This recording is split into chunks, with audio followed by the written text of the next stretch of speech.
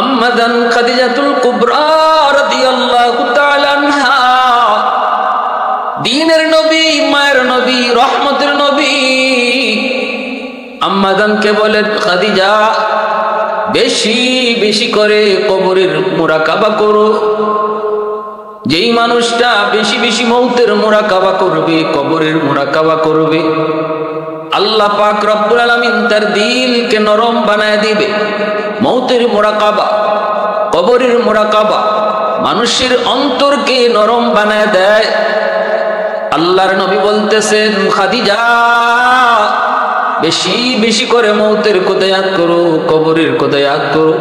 কবর বড় ভয়ঙ্কর, এমন এক ভয়ঙ্কর জায়গা, হয় কবর কারো জন্য হবে জান্নাত, নয়তো কারো জন্য হবে জাহান্নাম। আল কবরু রাউযাতুম মিন রিয়াদিল জান্নাহ আও হুফরাতুম মিন হুফারিন নার। আম্মা জান তিনি কবরের মুরাকাবা করে।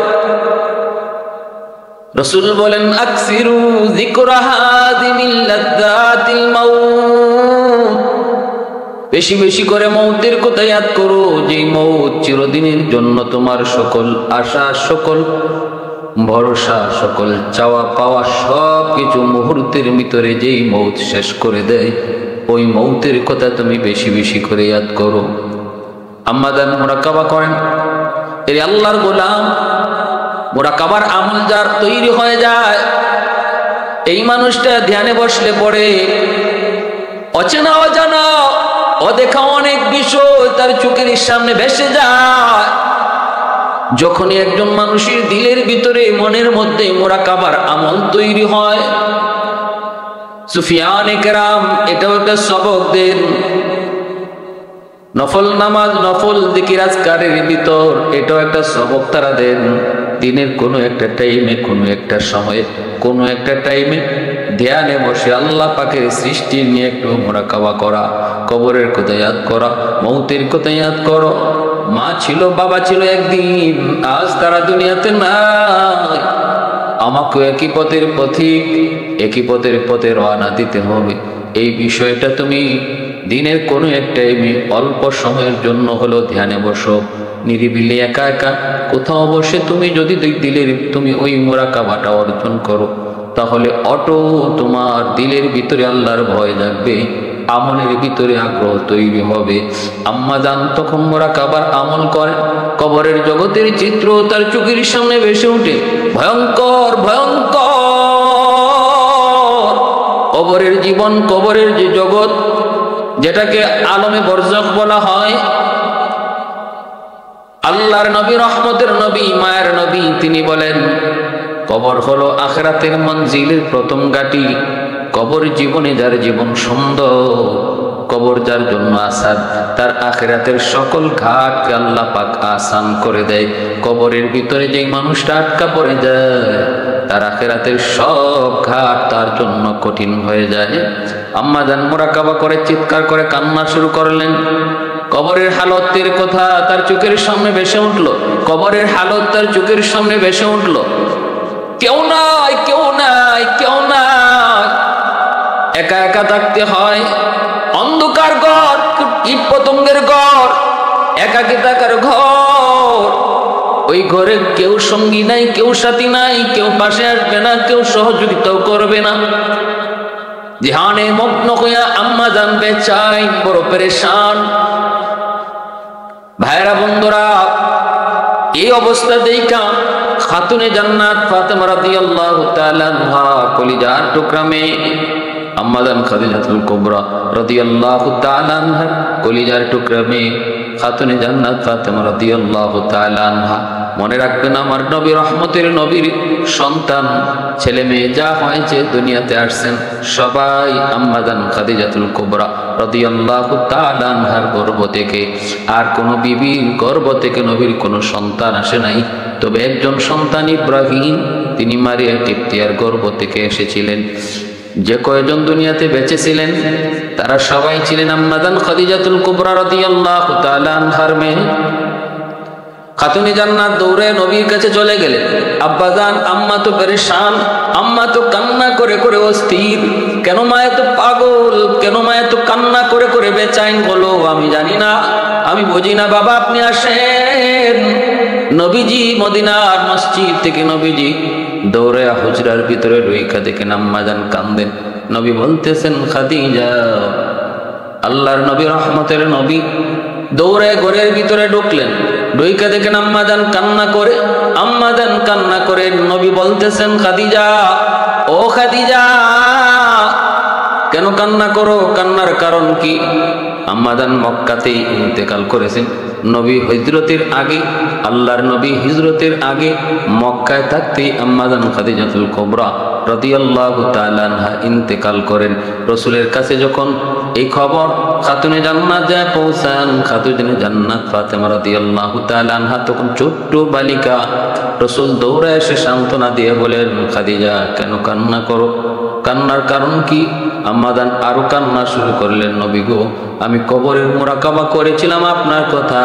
কবরের মুরাকাবা করতে যে আমি পেরেশান, আমি ভয়ে ভীত, অনেক ভীত হয়ে পড়েছি, আমি আতঙ্কিত হয়ে পড়েছি। ওগো নবীজি, আমি চরম আতঙ্কিত। আল্লাহর নবী বলতেছেন, খাদিজা ভয় পেও না, কান্নার কোনো কারণ নাই, টেনশনের কোনো কারণ নাই। আমি নবী তোমাকে সান্ত্বনা দেই, তুমি কান্না করবা না। ইনশাআল্লাহ কবর তোমার সাথে খারাপ কোনো আচরণ করবে না। কিন্তু আম্মাজান বলেন, না গো নবী, আমি শান্ত হতে পারবো না। তবে দুই শর্তে আমি কান্না বন্ধ করব, দুই শর্তে আমি কান্না বন্ধ করব। যদি আপনি দুই শর্ত মানেন, যদি আপনি দুই শর্ত পালন করেন। আল্লাহর নবী, রহমতের নবী বলেন, শর্ত কি? আম্মাজান তিনি কে? ইসলামের সর্বপ্রথম যিনি কালেমা পড়ে মুসলমান হলেন, তিনি কোনো পুরুষ নন। যুবক, ইসলামের ছায়াতলে সর্বপ্রথম যিনি কালেমা পড়ে মুসলমান হয়েছেন, তিনি কোনো পুরুষ নন, তিনি একজন মহিলা। তিনি কে? এই উম্মতের জননী, আমার নবীর সর্বপ্রথম বিবি, যার জীবদ্দশায় রাসূল আর দ্বিতীয় কোনো বিয়ে করেন নাই, যার জীবিতকালীন সময় নবী দ্বিতীয় কোনো বিয়ে করেন নাই। এত মায়া, এত মহব্বত। মক্কার সবচেয়ে একজন ধনী নারী, মক্কায় যাকে ডাকা হতো তাহেরা, পবিত্রা বলে। শুধুমাত্র সম্পদের মালিক তা নয়, চারিত্রিক দিক দিয়েও আম্মাজান ছিলেন পূত পবিত্র। সম্পদও ছিল অনেক, সুন্দরের দিক দিয়েও ছিলেন অতুলনীয়। তখনকার সময় আম্মাজানের চেয়ে সুন্দর আরবে আর কেউ ছিল না। এত সুন্দর, এত সুন্দর। আম্মাজানের টাকা পয়সা, সম্পদ, সহায় সম্পদ এত বিশাল ছিল। মক্কায় এমন কোন গরিব মানুষ নাই যেই মানুষটা আম্মাজানের কাছ থেকে সহযোগিতা পায় নাই, আম্মাজানের কাছ থেকে কোনো সাহায্য নেয় নাই, এমন কোনো মানুষ মক্কায় ছিল না। এজন্য মক্কার মানুষ ওনাকে অত্যন্ত শ্রদ্ধা করত, ওনাকে অত্যন্ত সম্মান করত, ওনাকে পূত পবিত্রা করে তারা ডাকত। এজন্য আম্মাজান তিনি তার সকল সম্পদ বিয়ের পর আমার নবীর কাছে ইসলামের খেদমতে তিনি দান করেছিলেন। আর নবীজি এক মুহূর্তে সকল সম্পদ অভাবগ্রস্ত আর দরিদ্র মানুষের ভিতরে নবী সকল সম্পদ দান করে দিয়েছিলেন। নবীজি আম্মাজানের সহায় সম্পদ থেকে একটা সুতা পর্যন্ত রাসূল নিজে ব্যবহার করেন নাই, সকল সম্পদ তিনি অসহায় মানুষের মধ্যে দান করে দিয়েছিলেন। ভাইরা বন্ধুরা, এজন্য আম্মাজানের উপাধি আম্মাজান খাদিজাতুল কুবরা রাদিয়াল্লাহু তাআলা আনহা। মহিয়সী নারী, কুবরা মানে মহিয়সী নারী, মহান নারী। আল্লাহর নবী, রহমতের নবী, মায়ার নবী গার হেরায় যখন ধ্যানে মগ্ন, ওই ধ্যানে মগ্ন থাকা অবস্থায় তিনি সকাল সন্ধ্যা নবীর জন্য খানা নিয়ে আসি গার হেরায় উঠতেন। ওই সময় পাহাড়ে উঠা কতটা কষ্ট, বর্তমানে যারা গার হেরায় যায়, জাবালে নূর যারা দেখতে যান তারা বুঝেন, তারা টের পান। বর্তমানে ওই গার হেরায় উঠতে অনেক সময় তাও রাস্তা করে দিয়েছে, ওই রাস্তা এই রাস্তা দিয়ে উঠতেও অনেক সময় ব্যয় হয়, অনেক কষ্ট হয়, জায়গায় জায়গায় পানি খাইতে হয়, জুস খাইতে হয়। কিন্তু সেই সময়, যেই সময় আমার নবী ধ্যানে মগ্ন, তখন ওই গার হেরায় উঠতে কোনো রাস্তা ছিল না। পাহাড়ের উপরে, পাথরের উপরে পা দিয়া দিয়া, পাথরের উপরে পা দিয়া দিয়ে ওই জায়গায় যা পৌঁছতে হতো। আম্মা দাদি খাদিজাতুল কুবরা রাদিয়াল্লাহু তাআলা আনহা সেই এত উঁচু পাহাড়টা তিনি পাথর বেয়ে বেয়ে নবীর কাছে নিয়ে সকাল সন্ধ্যা দিনে 2 বার খানা নিয়ে হাজির হতেন আল্লাহর নবীর কাছে। আল্লাহর নবীর কাছে জিব্রাইল আমিন গারে হেরায় বসা। ওই অবস্থায় আম্মা জান আসতেছেন। জিব্রাইল কয়, নবী গো, ওই যে আপনার প্রিয়তমা স্ত্রী খাদিজা আসতেছে। আল্লাহর নবী বলতেছে, জিব্রাইল, আমার খাদিজাকে তুমি চিনো? বলে, নবী গো, আমি শুধু না, আকাশের সকল ফেরেশতারা আপনার খাদিজাকে চিনি। শুধু তাই নয় গো নবী, যেই পরিমাণ কোরবানি আপনার খাদিজা ইসলামের জন্য করেছে, আল্লাহ পাক রব্বুল আলামিন আমাকে বলছেন আল্লাহর পক্ষ থেকে সালাম যেন খাদিজাকে আপনি পৌঁছায়া দেন। এত সম্মান, এত ইজ্জত। দুনিয়ার থাকতেই যিনি জান্নাতের সার্টিফিকেট পেয়েছেন, দুনিয়ার থাকতেই যিনি জান্নাতের সার্টিফিকেট পেয়েছেন, আল্লাহর কাছ থেকে যিনি সালাম পেয়েছেন, ওই আম্মা জানো কবরের কথা ইয়াদ করে যখন পাগল পাগল একদম বিচলিত, তখন মায়ের নবীকে বলতেছেন, নবী গো, যদি 2টা শর্ত আপনি আমার মানেন তাহলে আমি কান্না বন্ধ করব। রাসূল বলতেছেন, খাদিজা বলো, কি তোমার শর্ত? 1 নম্বর শর্ত হলো গো নবী, আমার ইন্তেকালের পর আপনি আমার জানাজার নামাজ আপনি নিজে পড়াবেন, আপনি আমার জানাজার নামাজের ইমামতি করবেন। দ্বিতীয় শর্ত হলো, আমাকে যখন কবরে রাখা হবে, মাটি চাপা দিয়ে সবাই চলে আসবে, কেউ থাকবে না। কিন্তু আমার শর্ত হলো, আমার একটা অনুরোধ হলো, আপনি সেদিন সবার সাথে আমাকে একা ফেলে যেন না। আপনি আমার কবরের পাশে দাঁড়ায় থাকেন। যতক্ষণ আপনি দাঁড়ায় থাকবেন ততক্ষণই আমার বুকে সাহস থাকবে। মুনকার নাকির আসবে প্রশ্ন করার জন্য। যে মুনকার নাকির এত ভয়ঙ্কর, তাদের চোখগুলা হবে নীল, হাতের মধ্যে থাকবে হাতুড়ি। যে মুনকার নাকির এত ভয়ঙ্কর, তাদেরকে দেখলেই মানুষের ভিতর থেকে ভিতরে পানি থাকে না, এত ভয়ঙ্কর। চোখগুলা নীল, হাতে হাতুড়ি, যেন চোখ দিয়ে আগুনের স্ফুলিঙ্গ বের হয়। এই মুনকার নাকির যখন আমাকে প্রশ্ন করবে, প্রশ্ন করার আগেই তাদেরকে দেখে আমি ভীত হয়ে পড়ব। কিন্তু যদি আপনি আমার কবরের পাশে দাঁড়ায় থাকেন, আমি খাদিজা ভয় পাবো না। আল্লাহ নবী বলতেছেন, খাদিজা, আমি দুটা শর্তই মানলাম, তোমাকে আমি কথা দিলাম, কান্না বন্ধ করো, আমি তোমার জানাজার নামাজ পড়াবো, আর মুনকার নাকিরের প্রশ্নের জবাব দেওয়ার আগ পর্যন্ত আমি রাসূল তোমার কবরের পাশ থেকে যাব না। ভাইরা বন্ধুরা, আমার রাসূল কয়, আল কবরু রাউযাতুম মিন রিয়াজিল জান্নাহ আও হুফরাতুম মিন হুফারিন নার। হযরত উসমান গনি রাদিয়াল্লাহু তাআলা আনহু থেকে বর্ণিত মুসলিম শরীফের হাদিস। আল্লাহর নবী বলতেছেন, উম্মতের দল, তোমরা মুর্দাকে কবরে রাখার পর মুর্দার কবরের পাশে দাঁড়ায় তার জন্য মাগফিরাতের দোয়া কইরো, এবং দোয়া কইরো সে যেন যে ইসলাম ধর্মের উপরে ছিল, এই ধর্মের উপরে যেন সে অটল থাকে। কারণ কবরে সওয়াল জবাব তার জন্য বড় কঠিন। তাকে তোমরা কবরের উপরে দাঁড়াইয়া দোয়া করে সহযোগিতা কইরো। রাসূল বলছেন, তোমরা তার জন্য দোয়া কইরো, আর বইল, তুমি যেই ধর্ম থেকে গেছো এই ধর্মের উপরে আল্লাহ যেন তোমার মজবুত রাখে, অটল রাখে। এটাকেও শরীয়তের ভাষায় তালকিন বলে। ভাইরা বন্ধুরা, মনে রাখবেন, একজন নেককার মানুষের জানটা কবজের পর আসমান জমিন তার জন্য কান্না করে। জমিন কান্না করে। যেই জায়গায় বসে বসে আল্লাহর জিকির করত, যেই জমিনে বসে বসে আল্লাহকে ডাকতো, ওই জমিন তার ইন্তেকালের পর আল্লাহর কাছে কান্না করে। আসমানের যেই দরজা দিয়ে তার নেক আল্লাহর কাছে যায় পৌঁছতো, ওই দরজাটাও যখন তার নেকি যাওয়া বন্ধ হয়ে যায়, ওই দরজাটাও আল্লাহর কাছে কান্না করে।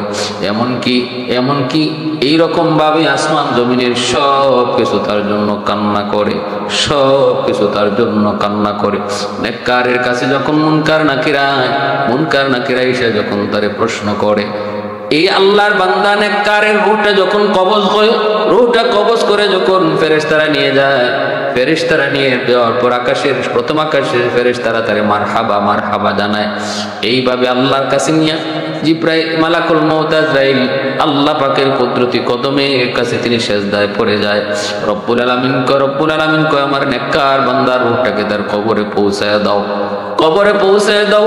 ভাইরা বন্ধুরা, ওই অবস্থায় তার মৃত ব্যক্তির ওই মৃত জায়গা থেকে মানুষজন যখন তাকে নিয়ে কবরের দিকে রওনা দিবে, 500 জন ফেরেশতা তার নেককার মানুষের লাশটার পাশে দাঁড়ায় তাকে সহযোগিতা করে। হাদিস শরীফে এসেছে যে মানুষগুলা তারে ধোয়ায়, ওই ধোয়ানোর কাজেও ফেরেশতারা তারে সহযোগিতা করে। এই মুর্দা নেককার মানুষটা যখন কাঁধ ফেরানো হয়, ফেরেশতারা তাকে কাঁধ ফেরানোর জন্য সাহায্য করে। এমনকি কাফন দাফনের কাজেও ফেরেশতারা সাহায্য করে। কবর পর্যন্ত নিয়ে যাওয়ার সময় দুদিকে 500 জন ফেরেশতা মারহাবা কয়া তার দোনো পাশে লাইন ধরে দাঁড়িয়ে থাকে। একজন ভিআইপি মানুষ যাওয়ার সময় যেমন দোনো পাশে মানুষ তারে গার্ড অফ অনার দেয়, এইভাবেই ফেরেশতাগণ কবর পর্যন্ত সারিবদ্ধ হয়ে দুই দিকে দাঁড়ায় থাকে আর তাকে গার্ড অফ অনার দেয়, সম্মান জানায়, তার জন্য আল্লাহর কাছে দোয়া করে। এইভাবে তারে নিয়ে কবরে রাখা হয়।